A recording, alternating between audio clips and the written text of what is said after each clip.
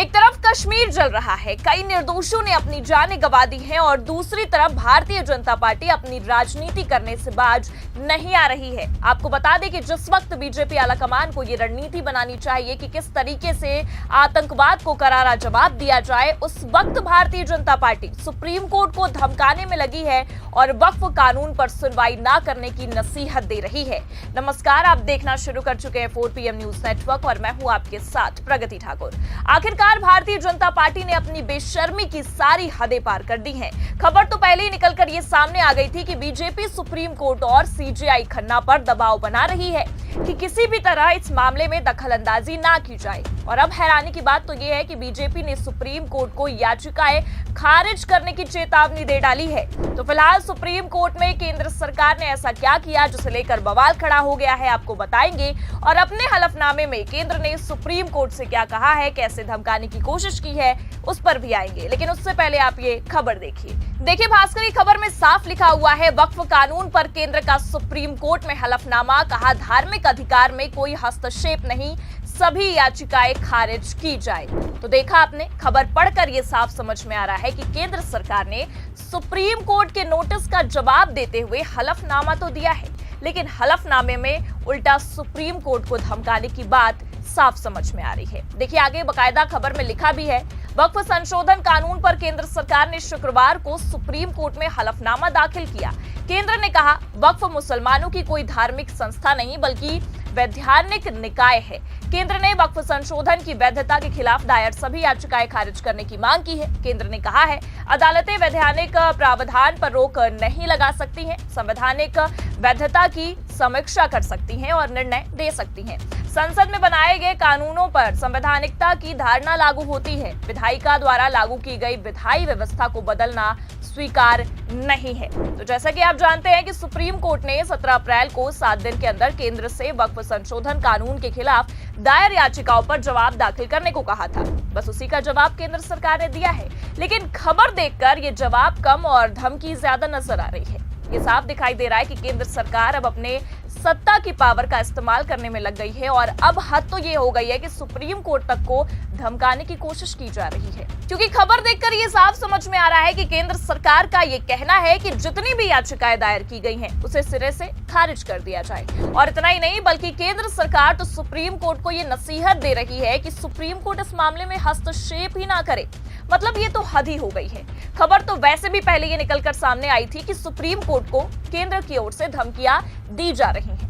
पहले खुद मोदी के मंत्री ने सुप्रीम कोर्ट को वक्फ मामले पर सुनवाई करने से पहले ये कह दिया कि दखलंदाजी ना करे। उसके बाद आप देख सकते हैं कि जैसे ही सुनवाई हुई वैसे ही मामला इतना गरमाया कि सुप्रीम कोर्ट को परमाणु मिसाइल तक दागने वाला और गृह युद्ध कराने वाला तक बता दिया गया। और केवल सुप्रीम कोर्ट नहीं बल्कि सीजेआई खन्ना तक को भाजपाइयों ने बख्शा नहीं और गालियां देने पर उतर आए। सोशल मीडिया पर तमाम तरह की बयानबाजियां, मीम्स तक बनाए गए और सामने भी निकल कर आए। और अब आप सोचिए, ये मामला थमा नहीं था कि उतने में अब ये खबर निकलकर सामने आई है कि बीजेपी आलाकमान अब खुले में आकर सुप्रीम कोर्ट को धमका रहे हैं। हलफनामे तक में धमकियां दी जा रही हैं। और इतना ही नहीं, धमकियों में ये कहा जा रहा है कि आप इस मामले में हस्तक्षेप ना करें वरना अच्छा नहीं होगा और जितनी याचिकाएं दायर हैं इस मामले के खिलाफ उसे सिरे से खारिज कर दी। मतलब आप ही सोचिए, पहले तो बीजेपी ने मुस्लिम समुदाय को बिना विश्वास में लिए विपक्ष के लगातार विरोध के बाद भी बीजेपी ने इस बिल को संसद के दोनों सदनों से पारित करवाकर रातों रात लागू करवा दिया और कानून बनवा दिया। और अब आप देख सकते हैं कि जब इस पर दर्जनों से ज्यादा याचिकाएं दायर की गई हैं सुप्रीम कोर्ट में, इस मामले में सुनवाई और सख्त रुख अपनाने का फैसला सुनाया जा रहा है, बीजेपी के पास कोई ठोस जवाब तक नहीं है। तब ऐसे में खुद बीजेपी सुप्रीम कोर्ट तक को धमकाने पर उतर आई है।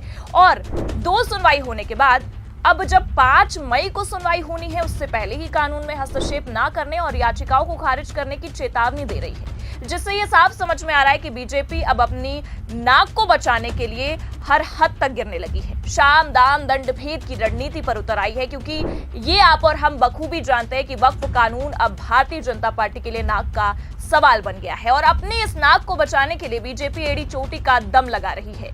और पते की बात तो यह है कि जिस न्यायपालिका पर लोगों को विश्वास है, भारतीय जनता पार्टी उस पर ही अपनी सत्ता की पावर दिखा रही है। दबाव बनाने की कोशिश कर रही है। क्योंकि आपको बता दें कि सुप्रीम कोर्ट ने सीधे तौर पर बीजेपी की दुखती नस पर ही हाथ रख दिया और जो 3 संशोधन बीजेपी ने करवाए थे वक्फ कानून में, बस उसी को सुप्रीम कोर्ट ने रोक लगा दी और साफ कह दिया कि जब तक इस मामले में केंद्र का सटीक जवाब नहीं आता है, संतोषजनक जवाब नहीं आता है, तब तक इस कानून पर रोक लगेगी और ये कानून लागू नहीं होगा।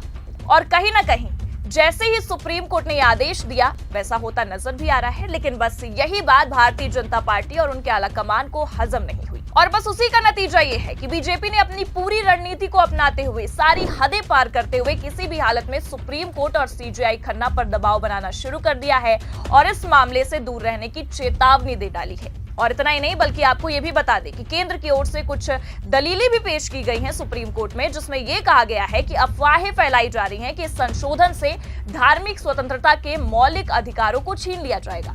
सुप्रीम कोर्ट इस पर विचार करे।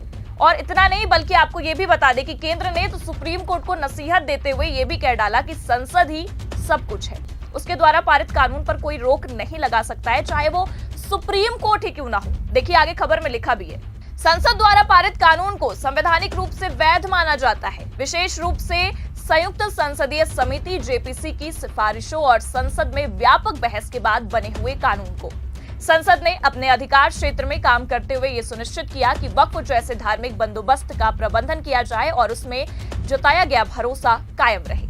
मतलब बार बार आप देख सकते हैं कि केंद्र सरकार ये जताने की कोशिश कर रही है कि सुप्रीम कोर्ट किसी भी हालत में संसद द्वारा पारित कानूनों को रद्द नहीं कर सकता है, ना ही इस पर रोक लगा सकता है। और इतना ही नहीं बल्कि सुप्रीम कोर्ट को ही ये सिखाने की कोशिश की जा रही है कि संसद द्वारा पारित कानून को संवैधानिक रूप से वैध माना जाता है और विशेष रूप से संयुक्त संसदीय समिति जेपीसी की सिफारिशों और संसद में व्यापक बहस के बाद बने हुए जो कानून है उसे किसी भी हालत में सुप्रीम कोर्ट रद्द नहीं कर सकता है। अब ऐसे में ये मामला साफ नजर आ रहा है कि भारतीय जनता पार्टी ने 5 मई को होने वाली सुनवाई से पहले ही सीजेआई खन्ना पर दबाव बनाना शुरू कर दिया है और कहीं ना कहीं ये देखना होगा कि इस धमकी भरे हलफनामे के बाद सुप्रीम कोर्ट क्या तगड़ा एक्शन लेता है। फिलहाल आपको क्या लगता है कि 5 मई को सुप्रीम कोर्ट इस मामले में कोई ऐतिहासिक फैसला सुनाएगा?